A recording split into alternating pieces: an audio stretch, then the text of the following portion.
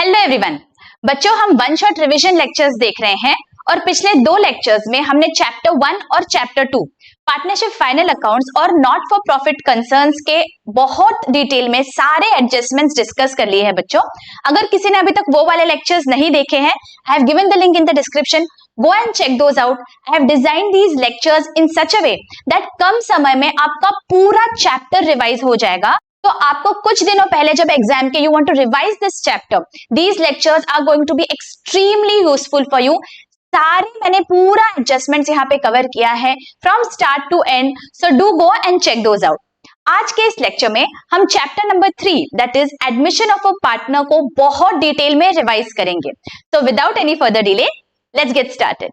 देखिए बच्चों, admission of a partner मतलब क्या होता है? It is a reconstitution of partnership. For example, if there are two partners, एक नया पार्टनर जब आता है बिजनेस में, हम उसे बोलते हैं he has been admitted into the business. बच्चों, क्विकली मुझे बताइए, जब कोई पार्टनर आता है बिजनेस में तो सबसे पहले क्या होता है? For example, if A and B are two partners and if C is admitted into the business, तो सी के वजह से उनका जो प्रॉफिट है, ए और बी का एग्जिस्टिंग प्रॉफिट, वो कम हो जाएगा, isn't it? बिकॉज आगे से सी को भी एक नया शेयर मिलने वाला है। तो जो रेशो में they are going to sacrifice their existing share of profit, उसे हम बोलते हैं सैक्रिफाइस रेशो। ये हमने ऑब्जेक्टिव टाइप में भी बहुत बार देख लिया बच्चों। This is a very important objective, इसलिए मैं इसे शुरुआत में ही कवर कर रही हूँ। सैक्रिफाइस रेशो मतलब क्या होता है? Because of the new partner, old partners को जो हिस्सा प्रॉफिट का अपना देना पड़ा है, उसे हम सैक्रिफाइस रेशो बोलते हैं। और उसका फॉर्मूला क्या है? How do we calculate the sacrifice ratio? जो ओल्ड रेशो है ओल्ड पार्टनर्स का, उस रेशो में से हम न्यू रेशो को माइनस करते हैं, न्यू प्रॉफिट शेयरिंग रेशो को, then we get our sacrifice ratio. मतलब क्या हुआ? न्यू पार्टनर के आने की वजह से there has been some change in the PSR, that is the profit sharing ratio. Correct? हम सब पॉइंटर्स पहले डिस्कस कर लेंगे एंड देन डिटेल में हम सारे प्रॉब्लम्स के इंपॉर्टेंट एडजस्टमेंट्स भी देखने वाले हैं, डोंट वरी। ओके, तो सबसे पहला हमारा प्रॉफिट शेयरिंग रेशो चेंज हो जाएगा। Secondly, whenever a new partner comes in, वो दो चीजें लाएगा। Firstly, he is going to get some capital in the business, right? जब भी वो कुछ पैसा लाएगा बिजनेस में, and secondly he might also get goodwill, right? तो गुडविल के हमें देखने हैं दैट क्या क्या गुडविल के वजह से हमारे बिजनेस में इफेक्ट्स होते हैं, वो हम डिटेल में आगे देखने वाले हैं। ठीक है? Either he will bring goodwill in cash और he might not bring goodwill in cash. There are two scenarios. Okay, वो हम डिटेल में later we are going to discuss. Thirdly, what is going to happen? सारे जो assets और liabilities है उनका revaluation भी हो सकता है। There is a possibility that कुछ एसेट्स रीवैल्यू हो, कुछ लाइबिलिटीज रीवैल्यू हो। ये रीवैल्यूएशन होने की वजह से जो भी प्रॉफिट या लॉस होगा, that is going to be distributed among the old partners. So we have to remember that revaluation का जो भी प्रॉफिट या लॉस होगा, हमें ओल्ड पार्टनर्स में डिस्ट्रीब्यूट करना है, because those partners were doing the business इतने सालों तक। तो जो भी प्रॉफिट या लॉस आएगा because of the assets and liabilities, वो उनका है, तो हम उन्हें डिस्ट्रीब्यूट करेंगे, नए पार्टनर को नहीं देंगे। Alright, fourthly, what are we going to do? अगर हमारे पास कोई एक्यूमुलेटेड प्रॉफिट्स या लॉसेस है हमारे बैलेंस शीट में, हम वो प्रॉफिट्स और लॉसेस भी डिस्ट्रीब्यूट करेंगे। और किसे डिस्ट्रीब्यूट करना है? Again we are going to distribute to the old partners in the old profit sharing ratio. अभी इसके बारे में हमें अगर स्पेसिफिकली नहीं दिया गया है बच्चों, फिर भी अगर बैलेंस शीट में आपको लाइबिलिटी साइड पे दिखता है reserves and surplus, reserve fund, या फिर आपको प्रॉफिट एंड लॉस अकाउंट दिखता है, या आपको एसेट साइड पे प्रॉफिट एंड लॉस अकाउंट दिख सकता है, in both the scenarios, if there is a profit as well as there is a loss, it is because of what has happened in the past. That is the reason it will belong to the old partners. तो हमें old partners में distribute करना होता है। और हमें एक बहुत इंपॉर्टेंट काम यहाँ करना होता है, हमें वर्किंग नोट में कैश या बैंक बैलेंस बनाना पड़ता है बच्चों। Okay, very important. This is not given but we have to do it because cash में बहुत सारे चेंजेस होने वाले हैं because of the admission of a new partner. तो जब हम बैलेंस शीट बनाएंगे आफ्टर द एडमिशन, तो we will need the figure of cash और बैंक, वो हमें वर्किंग नोट से मिलेगा। सो you have to ensure that you prepare a working note separately for cash और bank. Okay, in some problems आपको ये भी पूछा जा सकता है दैट आपको पार्टनर्स के कैपिटल को एडजस्ट करना है, एडजस्टमेंट ऑफ कैपिटल। मतलब क्या होता है, ये हमने डिटेल में देखा हुआ है पहले, मैं रिवाइज कर लेती हूँ। दैट जब कोई नया पार्टनर आता है उसके कैपिटल को हम बेस पकड़ते हैं और बाकी के जो पार्टनर्स है उनका कैपिटल अकॉर्डिंगली हमें एडजस्ट करना होता है। इससे रिलेटेड एक डिटेल प्रॉब्लम भी मैं लेने वाली हूँ, आज डिस्कस करेंगे हम, ठीक है। तो ये सारे पॉसिबिलिटीज होते हैं in the admission of a partner. I hope आपका एक क्विक रिविजन हो गया कि ये प्रॉब्लम में हमें क्या क्या देखना होता है एडमिशन वाले, ठीक है। सो नाउ लेट अस सी, जब वो गुडविल लाएगा बिजनेस में पार्टनर, ऐसे सिनेरियोस में हमारी जर्नल एंट्री क्या होती है, हम क्विक रिविजन कर लेते हैं। देखिए, उसे दो मेथड्स होते हैं कैलकुलेशन ऑफ गुडविल के लिए। पहली मेथड है प्रीमियम मेथड।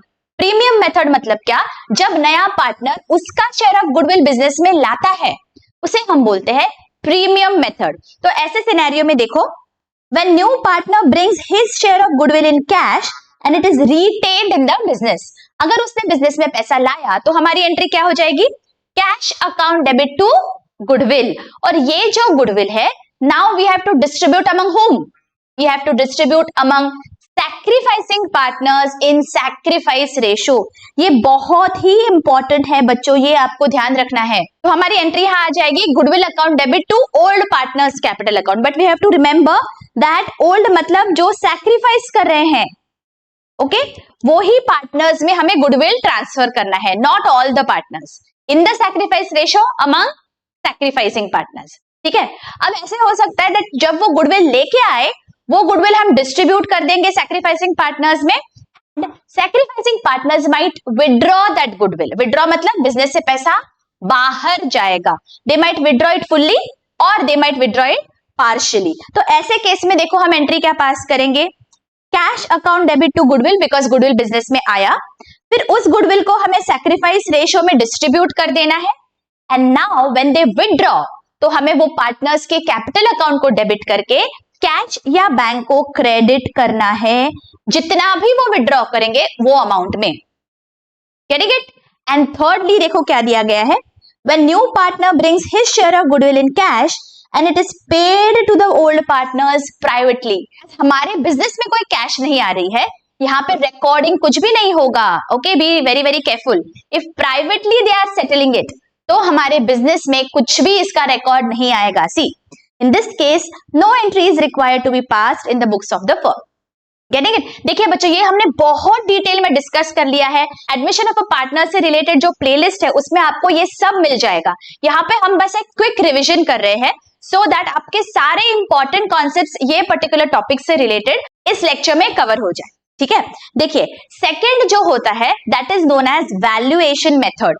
इस मेथड में क्या होता है, the new partner is unable to bring in cash for goodwill, तो हमें गुडविल वैल्यू करनी पड़ती है बिजनेस की, and then that is distributed among the old partners, getting it. So let us सी पहला क्या दिया गया है, when new partner does not bring his share of goodwill in cash, तब क्या होगा, it is raised in the books, alright, it is raised. हम goodwill को वैल्यू करेंगे, दैट बाबा गुडविल का वैल्यू कितना है हमारे फर्म का, and that we have to raise and distribute among the old partners, ठीक है। यहाँ पे देखो हम ओल्ड पार्टनर्स में डिस्ट्रीब्यूट करेंगे ओल्ड रेशियो में, ठीक है। और जो पहले वाली मेथड थी, यहाँ पे सैक्रिफाइसिंग पार्टनर्स को सैक्रिफाइसिंग रेशियो में, ये आपको याद रखना है, बस ये डिफरेंस है, ओके। तो देखिए यहाँ पे हमने जब गुडविल रेज किया तो हमारी एंट्री क्या आ जाएगी, goodwill account debit to old partners capital और करंट अकाउंट, बिकॉज हमने वो गुडविल रेज किया बुक्स में।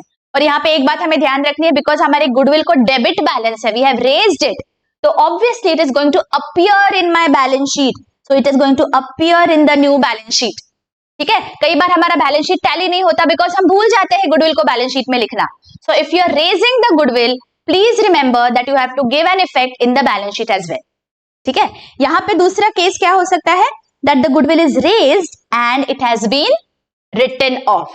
रिटन ऑफ मतलब आपने गुडविल को डेबिट किया और आपने गुडविल को क्रेडिट भी कर दिया। तो जब आप डेबिट करोगे तो आप जो ओल्ड पार्टनर्स है उनपे गुडविल डिस्ट्रीब्यूट करोगे, ठीक है। जब आप डेबिट करोगे गुडविल को तो ओल्ड पार्टनर्स में गुडविल डिस्ट्रीब्यूट करोगे, लेकिन जब आप गुडविल को क्रेडिट करोगे बच्चों, दैट टाइम आपको सारे पार्टनर्स के अकाउंट को डेबिट करना है। See all partners capital account in the new ratio. Getting it? ये कैसे होता है, इसका लॉजिक क्या है, ये मैंने आपको बेसिक एडमिशन वाले लेक्चर में बहुत डिटेल में समझाया था बच्चों, that what is the reason of doing this. ठीक है, अगर किसी को कोई भी डाउट है you can go and check that out, what is the logic behind this. ठीक है, right now we just have to remember, हम सारे पार्टनर्स के अकाउंट को डेबिट करेंगे यहाँ पे, ऑल पार्टनर्स। कौन से सिनेरियो में? जब हमने गुडविल रेज किया and that goodwill is written off, that time all partners capital account debit to goodwill. Okay, और ऐसे सिनेरियो में ऑब्वियसली बिकॉज गुडविल को डेबिट भी हो गया और क्रेडिट भी हो गया, तो goodwill is not going to appear in the balance sheet, right? Debit और क्रेडिट हो गया तो गुडविल का अकाउंट क्लोज हो जाएगा, isn't it? When goodwill already appears in the books of the firm, ऐसे हो सकता है that जब न्यू पार्टनर आया है बिजनेस में, at that point goodwill is already there on the asset side. तो ऐसे केस में हम क्या करेंगे, तो देखो यहाँ क्या दिया गया है, in such cases if the goodwill is revalued, the difference between revalued value of goodwill and its book value is transferred to old partners or revaluation account. इसका क्या मतलब है, हम एक प्रॉब्लम देखेंगे तो आपको डिटेल में समझेगा बच्चों। Okay, and if goodwill already appears in the balance sheet and new partner brings goodwill in cash, तो आपको goodwill को write off करना है। ये दोनों सिनेरियो से रिलेटेड प्रॉब्लम हम डिस्कस करेंगे तो आपको एग्जैक्टली क्लैरिटी आ जाएगी। ठीक है, ये तो हो गई गुडविल की बात। हम और क्या करने वाले हैं, हम एसेट्स और लाइबिलिटीज को रीवैल्यू करते हैं, राइट? रीवैल्यू करना मतलब किसी भी एसेट या लाइबिलिटी की अभी जब एडमिशन हुआ है न्यू पार्टनर का, तब कोई वैल्यू बढ़ी है या कम हुई है, जो भी हुआ होगा वो हमें रिकॉर्ड करना है। इसके लिए हम एक नया अकाउंट खोलते हैं जिसे हम बोलते हैं रीवैल्यूएशन अकाउंट। रीवैल्यूएशन अकाउंट में जो भी एसेट्स और लाइबिलिटीज के डिफरेंसेस है वो हमें डेबिट या क्रेडिट करना है, एंड देन जो भी प्रॉफिट या लॉस आएगा हम ओल्ड पार्टनर्स में डिस्ट्रीब्यूट कर देंगे। ठीक है, लेट अस सी रीवैल्यूएशन में हम कैसे करते हैं। If the value of an asset increases या फिर लाइबिलिटी की वैल्यू डिक्रीज हुई, तो हम क्या एंट्री पास करेंगे, asset account debit, liability account debit to revaluation account. ठीक है, एसेट का हमेशा डेबिट बैलेंस होता है, उसे हमें इंक्रीज करना है तो हमें डेबिट करना पड़ेगा, और लाइबिलिटी का क्रेडिट बैलेंस होता है तो उसे हमें डिक्रीज करना है तो डेबिट करना पड़ेगा, राइट? सेकेंडली देखो, decrease in the value of an asset and increase in the value of a liability. Asset की वैल्यू को कम करना है तो एसेट को क्रेडिट करना पड़ेगा, लाइबिलिटी की वैल्यू को इंक्रीज करना है तो लाइबिलिटी को भी क्रेडिट करना पड़ेगा, और रीवैल्यूएशन को हम डेबिट करेंगे। नेक्स्ट देखो, recording unrecorded assets in the books of account. कोई अनरिकॉर्डेड एसेट अगर रहेगा उसे रिकॉर्ड करना है तो asset account debit to revaluation account.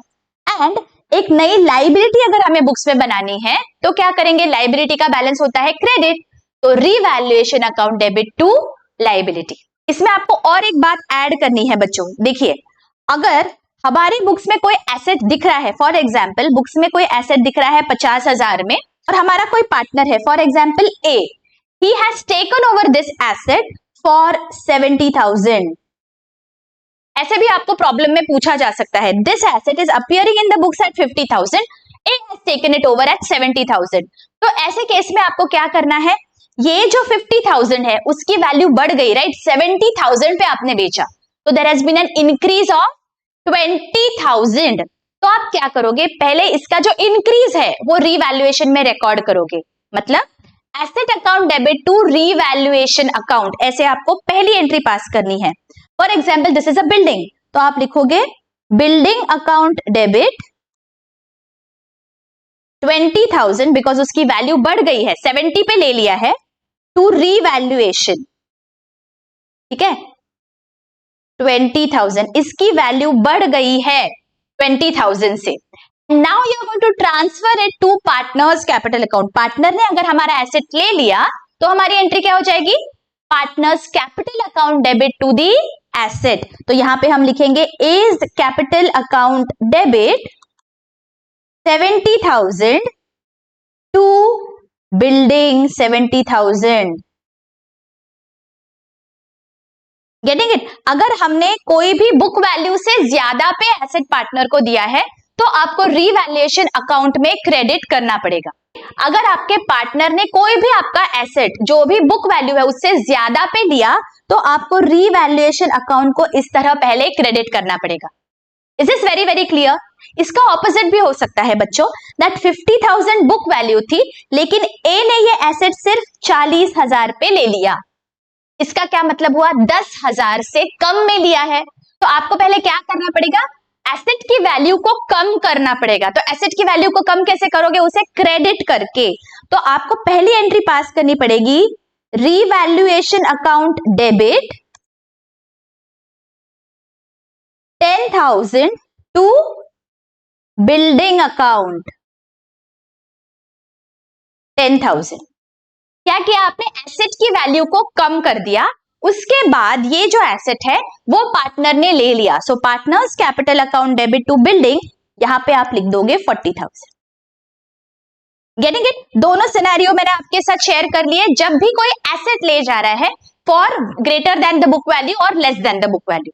Okay, ये बहुत क्लियरली समझ गया। Alright, now let us move to our problems, जहां पे मैं सारे जो भी इंपॉर्टेंट एडजस्टमेंट्स है, इंपॉर्टेंट आइटम्स है, वो बहुत डिटेल में डिस्कस करने वाली हूं। ठीक है, so let us see one by one.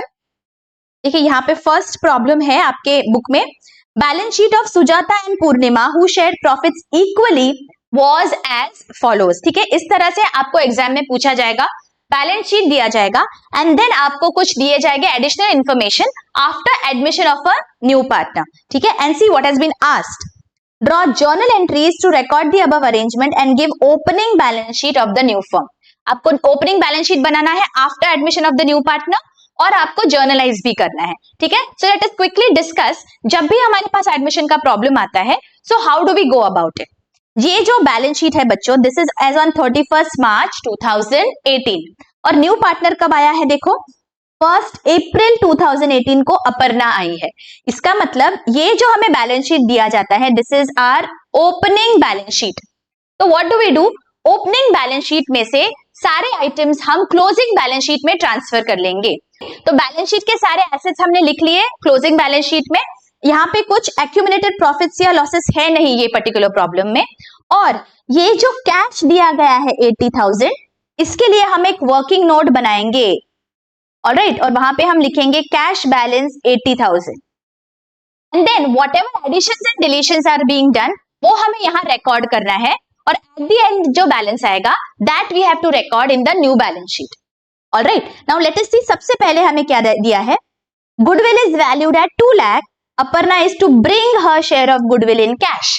जो हमने अभी देखा सबसे पहला वाला, दैट जब new partner gets his share of goodwill in cash. तो यहाँ पे देखो हमें कैसे दिया गया है, total goodwill is 2 lakh. Okay, goodwill is valued at 2 lakh, मतलब पूरे फर्म का गुडविल 2 लाख है और अपर्णा उसका शेयर लेके आई है। अभी उसका शेयर कैसे समझेगा? जो भी टोटल गुडविल है उसे हमें मल्टीप्लाई करना है उसके प्रॉफिट शेयरिंग रेशो से। What is the profit sharing ratio? See यहाँ पे दिया है 1/5 share in future profit. So 2 lakh multiplied by 1/5, that is 40,000.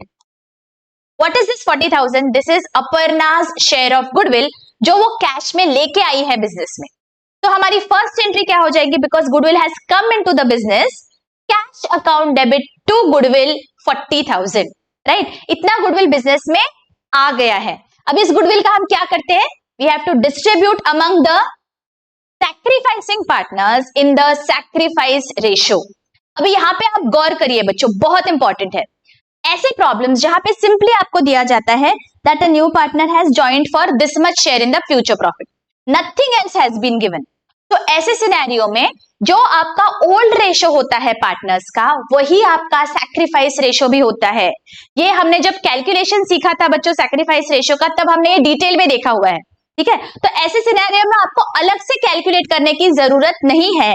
यहाँ पे आपका सैक्रिफाइस रेशो भी यही आएगा, जो ओल्ड रेशो था वही आपका सैक्रिफाइस रेशो आएगा।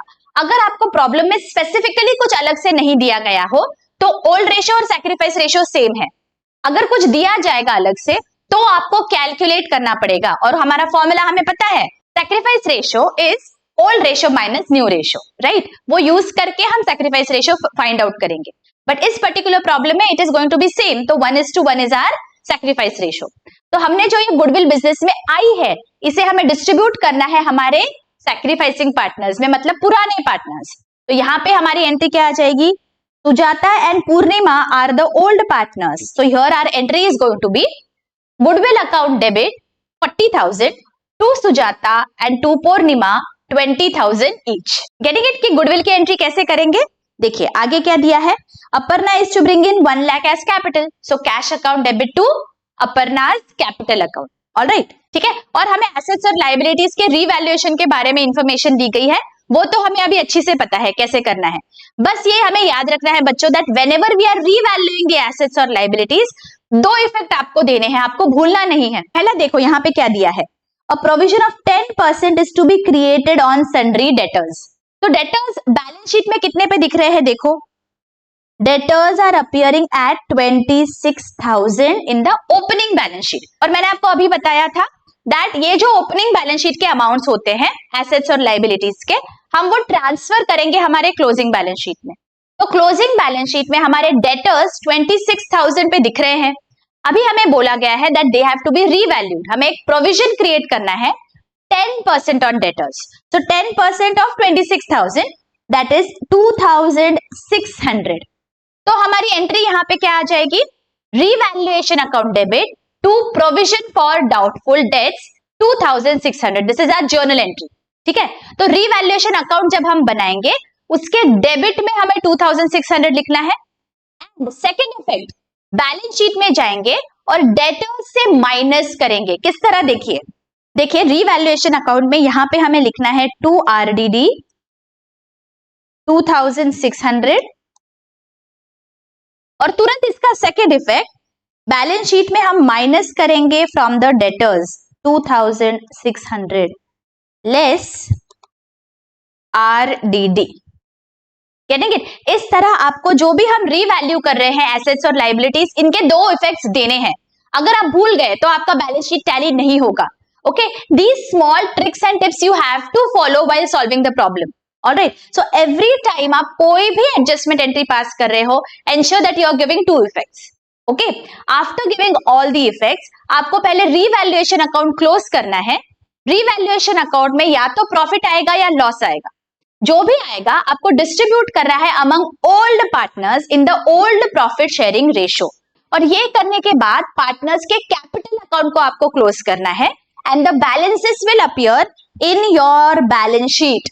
okay, and at the end आपका जो कैश या बैंक का वर्किंग नोट है जो हमने यहाँ पे बनाया है, ये वर्किंग नोट भी आप क्लोज करोगे और बैलेंस आप लिखोगे आपके एसेट साइड पे बैलेंस शीट के। Getting it? तो आपका बैलेंस शीट जरूर टैली होगा बच्चों। Alright, did you understand the flow? Okay, now let us look at another problem. देखिए यहाँ पे जो जो इंपॉर्टेंट एडजस्टमेंट्स है बच्चों वो मैंने हाईलाइट करके रखे हुए हैं। Let us see, on 1/4/2019 they admitted Asha on the following terms। देखो, for half share in future profits Asha should bring 30,000 for capital and 15,000 for goodwill in cash। अभी स्पेसिफिकली दिया गया है that 15,000 is goodwill जो उसका share है। Again ये premium method है, उसने अगर गुडविल लाया है तो हम क्या करेंगे, cash account debit to goodwill 15,000। All right, और आगे हमें दिया गया है that the goodwill is withdrawn by the partners. तो सबसे पहले हम क्या एंट्री पास करेंगे, cash account debit 15,000 to goodwill 15,000। ठीक है, हमें नरेशन भी लिखना है because this is quick revision, मैं अभी यहाँ पे नरेशंस नहीं लिख रही हूँ बच्चों। ओके, और जब गुडविल को हम डिस्ट्रीब्यूट करेंगे हमें सैक्रिफाइसिंग पार्टनर्स में डिस्ट्रीब्यूट करना है। So how do we distribute it, goodwill account debit 15,000। ठीक है, जितने से क्रेडिट किया उतने से डेबिट कर दो। और जो सैक्रिफाइसिंग पार्टनर्स है, बिकॉज यहाँ पे स्पेसिफिकली कुछ नहीं दिया गया, उनका ratio is going to be this 3:2। हम क्या करेंगे, 3:2 में डिस्ट्रीब्यूट कर देंगे। तो goodwill account debit to Padma and to Kumud 3:2 में डिवाइड करने के बाद हमारा आंसर आएगा 9,000 and 6,000। Alright, this goodwill we have distributed among the partners, लेकिन हमें आगे दिया गया है that goodwill has been withdrawn. लेकिन यहाँ पे अमाउंट देखो, half amount has been withdrawn, तो हाफ अमाउंट के लिए हमें डेबिट करना पड़ेगा। So Padma's capital account debit 4500, Kumud's capital account debit 3000 and to cash or bank account 7500। Getting it? बहुत क्लियरली समझ गया? प्लीज एंश्योर दैट जो आप ये जर्नल एंट्रीज पास कर रहे हो बच्चों, हर जर्नल एंट्री के 2 इफेक्ट्स तो आपको मिनिमम देने ही है। एंश्योर दैट जहां डेबिट लिखा है उस अकाउंट में जाके आप डेबिट कर दो, जहां क्रेडिट लिखा है वहां पे आप क्रेडिट करो। If you give these 2 effects, आपकी गलती होने की कोई भी गुंजाइश नहीं है। हम हड़बड़ी में 2 इफेक्ट्स देना भूल जाते हैं, तो इसीलिए हमारा बैलेंस शीट टैली नहीं हो पाता। ऑलराइट, और क्या है देखो, रिवैल्यूएशन ऑफ एसेट्स और लायबिलिटीज तो हमें अच्छे से पता है। और यहाँ पे देखो जनरल रिजर्व दिया गया है 7500 in the liabilities side. Now this belongs to the old partners, तो जनरल रिजर्व हमें डिस्ट्रीब्यूट करना है हमारे ओल्ड पार्टनर्स में, that is Padma and Kumud. तो हमारी एंट्री क्या आ जाएगी? General reserve account debit to Padma to Kumud. यहाँ पे हमें 3:2 में डिवाइड करना है। Is this clear? ओके, चलो आगे बढ़ते हैं। नेक्स्ट प्रॉब्लम क्या है देखो, देखिए इस प्रॉब्लम में goodwill is already appearing in the books. मैंने आपको बोला था हम वो वाला प्रॉब्लम देखेंगे जहां पे गुडविल ऑलरेडी दिख रहा है। 90,000 पे goodwill is already there and Nachiket has been admitted in the books. हमें स्पेसिफिकली दिया गया है goodwill is to be written off after admission of Nachiket. मतलब ये जो बैलेंस शीट में गुडविल दिख रहा है इसे हमें राइट ऑफ करना है। तो ऐसे सिनेरियो में हम क्या करेंगे, गुडविल को डेबिट बैलेंस होता है राइट, तो अगर राइट ऑफ करना है मतलब हम उसे क्रेडिट करेंगे। सो यहाँ पे हम करेंगे टू गुडविल 90,000, ठीक है, मतलब गुडविल यहाँ पे राइट ऑफ हो गई बुक्स में से। और डेबिट किसे करेंगे, हम डेबिट यहाँ पे करेंगे ओल्ड पार्टनर्स को इन the old profit sharing ratio. Old partners कौन है? आनंद एंड रोहित।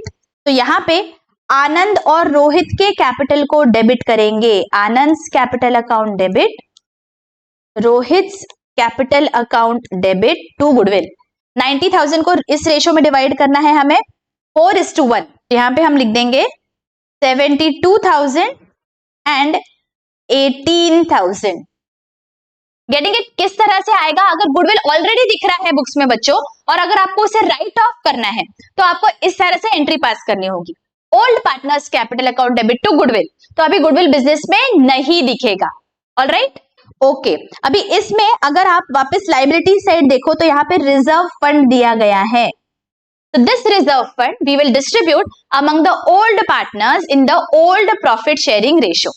ओके, ऑलराइट, चलो बाकी तो वी नो एसेट्स और लायबिलिटीज को रिवैल्यू कैसे करते हैं, ठीक है। नेक्स्ट प्रॉब्लम देख लेते हैं। यहाँ पे I have selected this problem because here we have to value the goodwill. Specifically आपको अमाउंट नहीं दी गई है। देखो क्या बोला है, Poonam would pay cash for goodwill which would be based on 4 years purchase of past profits of last 5 years। तो ऐसे केस में हम क्या करेंगे, पिछले 5 साल के प्रॉफिट हमें दिए गए हैं, देखो यहाँ पे उनका पहले हमें टोटल लेना है। तो पिछले 5 साल के प्रॉफिट का टोटल हमारा यहाँ पे आ रहा है, वर्किंग नोट में हम बनाएंगे, वर्किंग नोट में हम लिखेंगे total profit of past 5 years is 2,55,000। ठीक है, ये पूरा प्रॉफिट हो गया, लेकिन पहले तो हमें एवरेज निकालना पड़ेगा। एवरेज प्रॉफिट कितना है? अब हम जब भी एवरेज प्रॉफिट निकालते हैं बच्चों, जो टोटल प्रॉफिट है उसे नंबर ऑफ इयर्स से डिवाइड करते हैं। अभी यहाँ पे कितने सालों का है? ये 5 सालों का है। तो आपको 2,55,000 डिवाइडेड बाय 5 करना है। That means 51,000 is the average profit. Getting it? अगर ये 4 साल का प्रॉफिट होता तो 255 डिवाइडेड बाय 4, अगर 3 साल का होता तो 255 divided by 3 would have been our average profit. अभी एवरेज प्रॉफिट मिलने के बाद हमें क्या करना पड़ेगा? क्या करना है, देखो यहाँ पे दिया गया है, it would be based on 4 years purchase of past profits of last 5 years। 51,000 को हमें 4 से मल्टीप्लाई करना है, मतलब goodwill is going to be valued at 51,000 multiplied by 4, 4 years purchase, that means 2,04,000। ये टोटल गुडविल है बच्चों, ये क्या है, पूरे फर्म का गुडविल 2,04,000 है। समझ में आया हमने कैसे कैलकुलेट किया, पहले एवरेज प्रॉफिट निकाला और नंबर ऑफ ईयर्स से मल्टीप्लाई करके हमें टोटल प्रॉफिट मिल गया पूरे फर्म का। लेकिन यहाँ पे देखो हमें क्या दिया गया है, Poonam would pay cash for goodwill, वो कैश लाने वाली है, तो वो जब कैश लाएगी तो सिर्फ खुद के शेयर के लिए लाएगी, इजंट इट, पूरा गुडविल तो नहीं लाएगी ना पूरे फर्म का। तो इसमें अभी हमें निकालना है दैट उसका शेयर कितना है, जो नया पार्टनर बिजनेस में आया है उसका गुडविल का शेयर कितना है, वो हमें कैसे पता चलेगा, उसका प्रॉफिट शेयरिंग रेशियो क्या है, देखो 1/5 शेयर दिया गया है। तो ये जो टोटल गुडविल हमने निकाला इसे हमें उसके शेयर में डिवाइड करना है, तो Poonam's share is equal to 2,04,000 multiplied by 1/5, that gives us 40,800. This is her share in goodwill, 40,800. Is this very clear? Did you understand this calculation? आगे के एंट्रीज तो हमने डिस्कस कर लिए हैं जब शेयर ऑफ गुडविल आता है कैश में, but the calculation is new, so that is the reason I took up this problem. All right, यहाँ पे और एक इंपॉर्टेंट चीज है जो मुझे डिस्कस करनी है, जहां पे अक्सर आपको कंफ्यूजन हो जाता है। देखो थर्ड क्या दिया है, assets were revalued as under, यहां पे लास्ट देखो debtors at book value less a provision of 20%, मतलब debtors पे हमें प्रोविजन चाहिए 20% का। तो ऐसे सिनेरियो में हमें ये याद रखना है बच्चों, debtors की जो ग्रॉस अमाउंट है उसका 20%। ग्रॉस अमाउंट मतलब देखो यहाँ पे debtors are appearing at 1,50,000, इसका 20% मतलब 1,50,000 का 20% is how much, 30,000. That means हमारा RDD 30,000 चाहिए। ओके, गलती से 135 पे कैलकुलेट नहीं करना है। ओके, जब हम रीवैल्यू कर रहे हैं तो हमें ग्रॉस अमाउंट पे कैलकुलेट करना होता है RDD। तो यहाँ पे 30,000 इज माई RDD, लेकिन ऑलरेडी हमारे बुक्स में RDD इज अपियरिंग एट 15,000। तो जब हम रीवैल्यू कर रहे हैं RDD को तो डिफरेंस से रीवैल्यू करेंगे, मतलब टोटल RDD हमें चाहिए, न्यू RDD 30,000 का, ओल्ड RDD बुक्स में है 15,000 का, तो दोनों का डिफरेंस दैट इज 15,000, इतना ही हमें रीवैल्यूएशन में ट्रांसफर करना है। Okay, not the entire RDD, because 15,000 already है बुक्स में, तो RDD हमें एक्स्ट्रा क्रिएट करना है 15,000 का सिर्फ। तो हमारी एंट्री क्या आ जाएगी, revaluation account debit to RDD 15,000। Is this understood बच्चों? ओके, चलो नेक्स्ट प्रॉब्लम देखते हैं। ओके, यहाँ पे बहुत सारे इंटरेस्टिंग एडजस्टमेंट्स है। There is a workmen's compensation reserve appearing in the liability. Alright, तो सबसे one by one let us see. Second में क्या दिया है, देखो Anju an old customer whose account was written off as bad has paid 400 in cash in full settlement of his dues. ये जो debtor है he is not appearing in our books because हमने write off कर दिया है, इसका मतलब he is not appearing in the books of accounts. Alright, अभी ये जो bad debts है उनके बदले में हमें जब पैसा मिलता है तो हम क्या एंट्री पास करते हैं, नॉर्मल सिनेरियो में याद करिए जर्नल एंट्रीज, क्या एंट्री पास करेंगे अगर बैड डेट से हमें पैसा मिला तो, cash account debit to bad debt recovered account, right. तो यहां पे हम लिखेंगे कैश या बैंक अकाउंट डेबिट, तो bank account debit amount is 400 to bad debts recovered.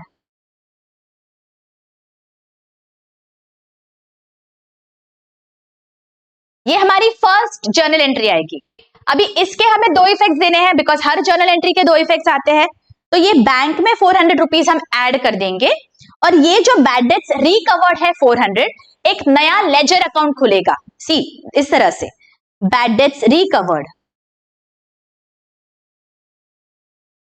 Bad debts recovered 400 credit में दिख रहा है, लेकिन बिकॉज यहाँ पे एडमिशन हो रहा है we can't leave this account like this, we have to transfer it to our revaluation account, because यहाँ पे कुछ फायदा हुआ है जो पिछले पार्टनर्स के वजह से हुआ है। तो ये जो फायदा है 400 रुपीज का, ये ओल्ड पार्टनर्स में जाना चाहिए, तो हम ओल्ड पार्टनर्स में कैसे डिस्ट्रीब्यूट करेंगे, पहले इसे रीवैल्यूएशन में डालेंगे। तो यहां पे हमें लिखना है टू रीवैल्यूएशन 400, जिससे ये वाला अकाउंट क्लोज हो जाएगा। मतलब हमने क्या एंट्री पास की यहाँ पे, bad debts recovered account debit,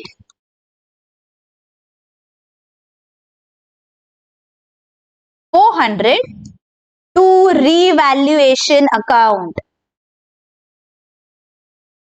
400. Getting it? इसका मतलब ये जो बैड डेट्स रिकवर्ड का हमने नया लेजर अकाउंट खोला था, ये अभी हमारा क्लोज हो गया, तो हमारे एक्चुअल इफेक्ट दो अकाउंट्स में जाएंगे, पहला कैश या बैंक और दूसरा रीवैल्यूएशन अकाउंट के क्रेडिट में. I are getting this? Okay, आगे देखो क्या दिया है. Workmen's compensation reserve is to be increased by 10%. मतलब ऑलरेडी कितने पे दिख रहा है? देखो ऑलरेडी दिख रहा है 30,000 पे. हमें ये याद रखना है बच्चों that this workmen's compensation reserve belongs to the workforce, not to the partners. तो ये ऐसे ही दिखेगा मेरे नए बैलेंस शीट में. तो न्यू बैलेंस शीट में भी 30,000 का मेरा वर्कमेंस कॉम्पेंसेशन रिजर्व दिखेगा. अभी हमें बोला गया है that it has to be increased by 10,000. तो कैसे इंक्रीज करेंगे किसी भी रिजर्व को? उसे क्रेडिट करके. तो हमारी एंट्री क्या आ जाएगी? Revaluation account debit to workmen's compensation reserve 10,000. देखिए हम एंट्री कैसे पास करेंगे. Revaluation account debit 10,000 to workmen's compensation reserve account 10,000. Alright, अभी किसी भी जर्नल एंट्री के दो इफेक्ट्स होते हैं. तो रीवैल्यूएशन के डेबिट में हमें 10,000 दिखाना होगा एंड ये जो वर्कमेंस कॉम्पेंसेशन रिजर्व है जो हमारे बैलेंस शीट में दिख रहा है 30,000 का, उसमें हम 10,000 ऐड कर देंगे. तो एट द एंड हमारा workmen's compensation reserve will appear at 40,000 in the balance sheet. Okay, understood? Alright, और क्या दिया है देखो यहाँ पे. Unaccounted accrued income of 200 to be accounted for. मतलब कोई तो एक्रूड इनकम है जिससे हमें अकाउंट नहीं किया, मतलब हमने उसकी एंट्री पास नहीं की. तो ये एक्रूड इनकम मतलब क्या? जो इनकम हमने अर्न किया लेकिन हमें मिला नहीं है, फ्यूचर में जाके मिलने वाला है, इजंट इट? तो उसे कौन सा बैलेंस होता है? हमेशा उसे हमेशा डेबिट बैलेंस होता है, because that is our asset for the firm. तो हम एक्रूड इनकम को डेबिट करेंगे. और क्रेडिट किसे करेंगे? कोई भी अगर हमारा प्रॉफिट या लॉस होता है तो हम किसे डेबिट करते हैं इस सिनेरियो में? रीवैल्यूएशन अकाउंट को. तो यहां पे हमारी एंट्री आ जाएगी बच्चों accrued income account debit to revaluation account. Okay, be very very very attentive. Getting it? Why did we do this? Because ये जो एक्रूड इनकम है ये फ्यूचर में मिलेगा, इट इज माई एसेट, तो उसे मुझे डेबिट करना जरूरी है. राइट, याद करिए बेसिक हमारे कॉन्सेप्ट्स. ओके, एक्रूड इनकम ये मेरा एसेट है, तो इसलिए इसे मुझे बैलेंस शीट में एसेट साइड पे दिखाना है. और ये जो रीवैल्यूएशन अकाउंट है उसके क्रेडिट में मुझे दिखाना है एक्रूड इनकम 200. समझ में आ गए? ये दोनों इफेक्ट्स कौन से आएंगे ये वाले एंट्री के? Is this very very clear? All right, चलो आगे क्या दिया है देखो.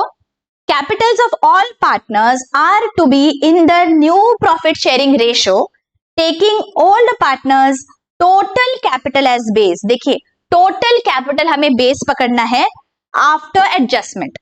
Actual cash is to be paid off और brought in by the partners for adjusting their capital account.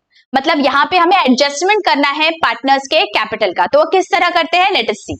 Now let us go to partners capital account and see that ये वाले adjustment हम कैसे करते हैं. पार्टनर्स के कैपिटल अकाउंट में देखो इस तरह हमारा पार्टनर्स का कैपिटल अकाउंट दिख रहा है. आफ्टर ऑल द एडजस्टमेंट्स हमने सब कुछ ट्रांसफर कर दिया है, रीवैल्यूएशन का प्रॉफिट, गुडविल, और अगर हमारे एक्यूमुलेटेड प्रॉफिट्स या लॉसेस है, everything has been transferred. At the end after all the adjustment हमारा भावेश और चंद्रा ये जो ओल्ड पार्टनर्स है उनके कैपिटल अकाउंट का ये बैलेंस दिख रहा है. देखो 33,950 and 28,650. This is the balance after doing all the adjustments. यहाँ पे जब नया पार्टनर आया उसका क्या था प्रॉफिट शेयरिंग रेशियो? 1/5 शेयर था. No other information has been given. तो ऐसे सिनेरियो में जब नया प्रॉफिट शेयरिंग रेशियो हम कैलकुलेट करते हैं तो it is very simple. New profit sharing will be, old ratio is 3:1, right? तो new profit sharing ratio in this scenario हम कैलकुलेट करते हैं तो हमारा आता है 3:1:1. ओके, तो 3:1:1 is the new profit sharing ratio. That means ये जो दोनों पार्टनर्स है 3:1:1 ये न्यू प्रॉफिट शेयरिंग रेशियो है. मतलब 62,600 जो हमारा कैपिटल है ये दोनों पार्टनर्स का मिला के है, राइट? मतलब उनका profit sharing ratio is how much? 4/5. Total PSR is 3:1:1. तो 3 + 1 हो गया 4. 4/5 प्रॉफिट शेयरिंग रेशियो के लिए उन्होंने 62,600 कैपिटल है, राइट? तो 4/5 प्रॉफिट शेयरिंग रेशियो के लिए 62,600 इज द कैपिटल. तो टोटल कैपिटल कितना होना चाहिए था बिजनेस का? लेट अस सी. अगर बिजनेस का टोटल कैपिटल इज x तो हम कैसे लिखेंगे? 4/5 multiplied by x is equal to 62,600, right? मतलब 4/5 हिस्सा x का 62,600 है. तो टोटल x कितना हो जाएगा? x is equal to 62,600 multiplied by 5 divided by 4 कितना आ रहा है? 78,250. Getting it? ये टोटल कैपिटल है सारे पार्टनर्स का मिला के. देखो हमने क्या किया बच्चों, पहले तो सारे एडजस्टमेंट्स कर लिए, उसके बाद जो ओल्ड पार्टनर्स थे उनके कैपिटल का टोटल किया. That is how much? 4/5 share के लिए उतना कैपिटल है, तो टोटल कैपिटल कितना होगा वो हमने निकाला, दैट इज 78,250. अब इस टोटल कैपिटल को हमें न्यू प्रॉफिट शेयरिंग रेशियो में डिवाइड करना है. टोटल कैपिटल 78,250 है, डिवाइड करो उसे न्यू प्रॉफिट शेयरिंग रेशियो में, दैट इज 3:1:1. तो हमारे आंसर्स आते हैं, भावेश का आएगा 78,250 इंटू 3 डिवाइडेड बाय 5.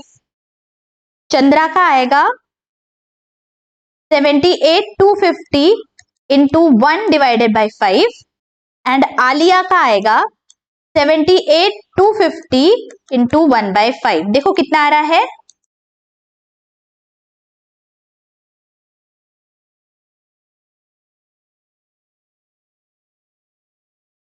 ओके, ये हमारे अभी पार्टनर्स का कैपिटल होना चाहिए, हमें दिया गया है स्पेसिफिकली, इसलिए हमने ये कैलकुलेट किया.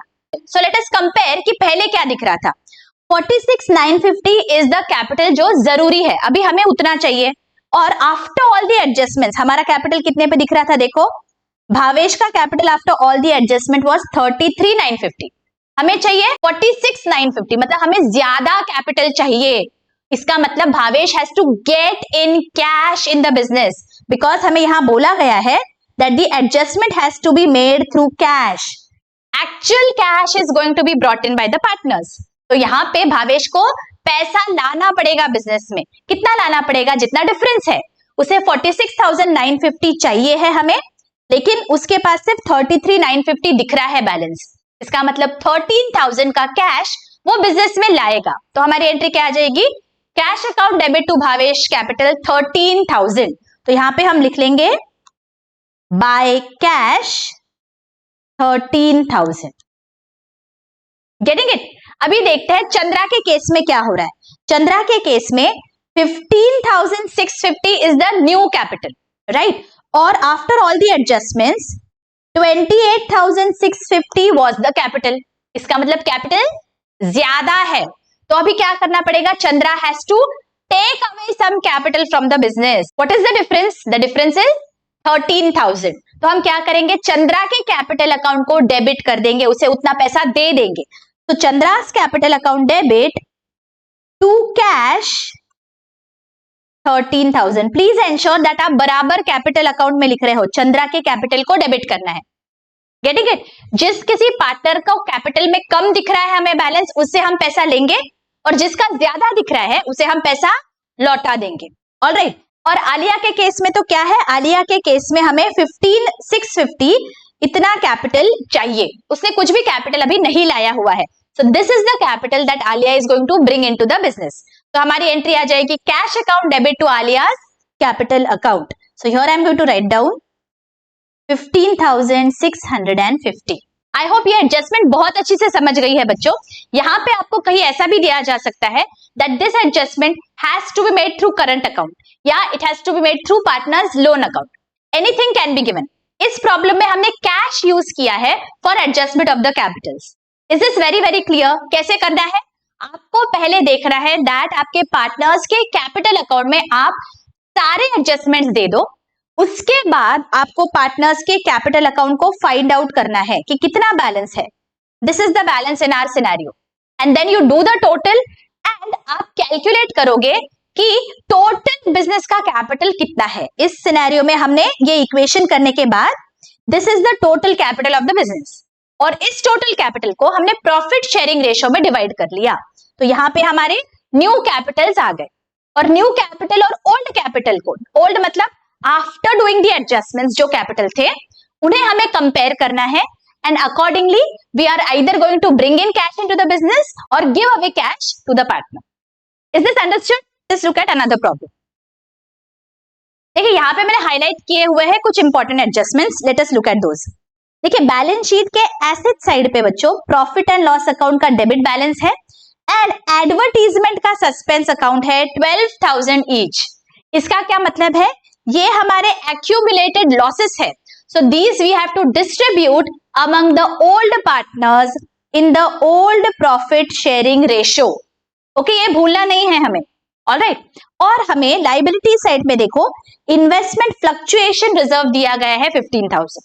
अभी देखते हैं, हमें कुछ एडिशनल इंफॉर्मेशन भी दी गई है। क्या है देखो, इन्वेस्टमेंट्स वर रिड्यूस्ड बाय 22,500, मतलब इन्वेस्टमेंट्स की वैल्यू कम हो गई है 22,500 से। तो ऐसे सिनेरियो में जहां पे हमें इन्वेस्टमेंट फ्लक्चुएशन रिजर्व दिया जाता है तो हम कैसे वैल्यू कम करते हैं? देखो, किसी भी एसेट की वैल्यू कम करना है मतलब एसेट को हमें क्रेडिट करना होगा, तो हमारी जर्नल एंट्री कैसे आएगी?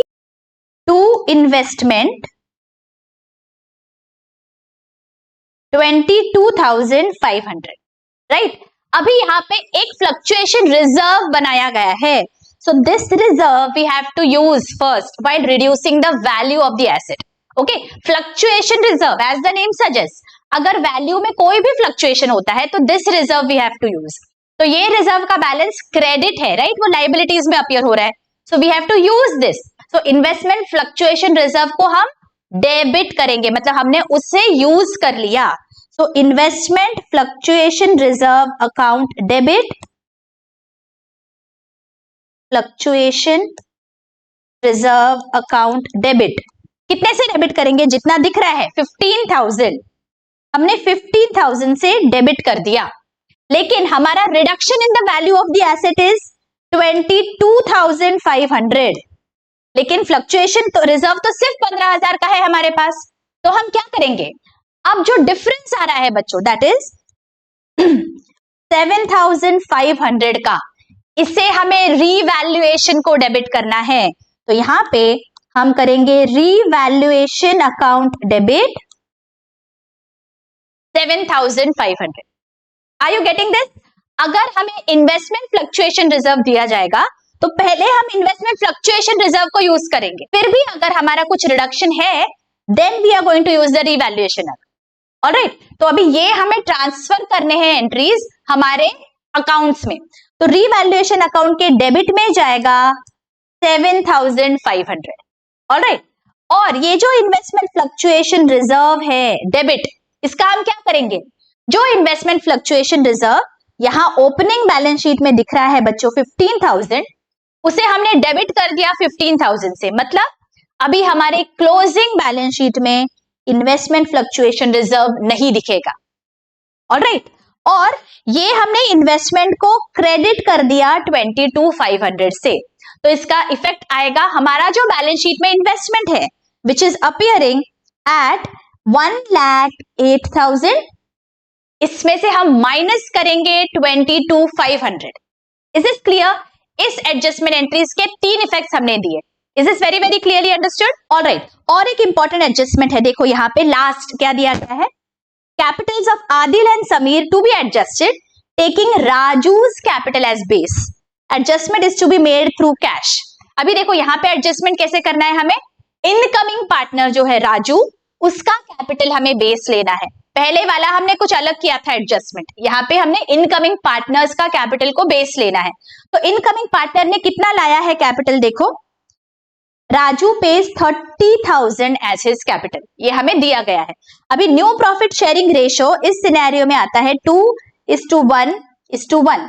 This is the new profit sharing ratio. Adil का शेयर है 2/4, समीर का शेयर है 1/4, ठीक है। और 1/4 शेयर के लिए राजू ने लाया है 30,000, गेटिंग इट? तो 1/4 शेयर के लिए समीर ने भी लाना चाहिए 30,000, and for 2/4 share Adil should get 60,000, isn't it? ये हमने मैथमेटिकल कैलकुलेशन कर लिया, तो ये हमारे बैलेंसेस होने चाहिए। तो क्या करेंगे हम लोग, इन बैलेंसेस को हम लिख देंगे हमारे पार्टनर्स के कैपिटल अकाउंट में। After all the adjustments are done, everything is done, मतलब एक्यूमुलेटेड प्रॉफिट्स और रिजर्व्स ट्रांसफर कर दिए, गुडविल ट्रांसफर हो गया, रीवैल्यूएशन का प्रॉफिट और लॉस भी ट्रांसफर होने के बाद हमें ये कैपिटल अकाउंट के बैलेंसेस लिखने हैं 60, 30 एंड 30, ठीक है। These, see, this is the capital account, this is how it is appearing, और यहां पे मैं बैलेंस पे लिख दूंगी 60,000, 30,000 and 30,000. These should be the balances. अभी देखो कितना बैलेंस दिख रहा है एक्चुअली। अभी आदिल के कैपिटल अकाउंट में after we did all these adjustment, उसके बाद कैपिटल का बैलेंस एक्चुअली दिख रहा है after all the adjustments 91,900। Similarly Sameer के कैपिटल अकाउंट का बैलेंस दिख रहा है 49,550। ऑलराइट, लेकिन हमें क्या बोला गया है, यहाँ पे 60,000 आना चाहिए और यहाँ 30,000 आना चाहिए, ठीक है। तो ये मैंने बैलेंसेस लिख लिए। Now let me compare 60,000 with 91,900। 91,900 ज्यादा है, इजंट इट? हमें कैपिटल सिर्फ 60,000 चाहिए, तो अभी हमें क्या करना पड़ेगा, आदिल को कुछ पैसा लौटाना पड़ेगा। वो कितना है, 91,900 minus 60,000, that is 31,300। Similarly Sameer के केस में हमारा बैलेंस यहां दिख रहा है 49,550 आफ्टर ऑल द एडजस्टमेंट्स, लेकिन हमें बोला गया है दैट 30,000 ही हमारा होना चाहिए कैपिटल। तो जो डिफरेंस है we have to give it back to Sameer. कितना आ रहा है balance, 19,550। I am getting this? ये हम वापस दे देंगे पैसा, तो यहां पे हम लिखेंगे टू कैश अकाउंट। ये एक्स्ट्रा पैसा था उनके कैपिटल अकाउंट में, वो हमने उन्हें रिटर्न कर दिया। Is this very very clear? ये जब आप बैलेंसेस निकालते हो बच्चों, प्लीज एंश्योर दैट सारे एडजस्टमेंट्स करने के बाद आपको ये बैलेंसेस निकालने हैं, और आपको ये बैलेंसेस को कंपेयर करना है न्यू कैपिटल के साथ। और अगर हमारे ये जो बैलेंसेस है कैपिटल अकाउंट के वो ज्यादा है, तो we will have to give cash to the partners, और अगर ये बैलेंसेस कम है we will have to get cash from the partners. Is this clear? यहाँ पे we can use the current account as well और लोन अकाउंट एज वेल। यहाँ पे प्रॉब्लम में हमें कैश अकाउंट यूज करने को बोला गया है, इसीलिए हमने कैश अकाउंट यूज किया है। Is this very very clear? Okay बच्चों, यहाँ पे मैंने सारे इंपॉर्टेंट एडजस्टमेंट्स कवर कर लिए हैं एडमिशन ऑफ अ पार्टनर से रिलेटेड। आई होप ये बहुत ही अच्छी से आपको सब समझ गया है। अगर बहुत अच्छी से समझ गया है, हमेशा की तरह कमेंट करना मत भूलिए, like the video, it really keeps me motivated, और आपके फ्रेंड्स और कलीग्स में शेयर करना मत भूलिए। मिलती हूँ आपको अगले वीडियो में। Till then take care, bye bye.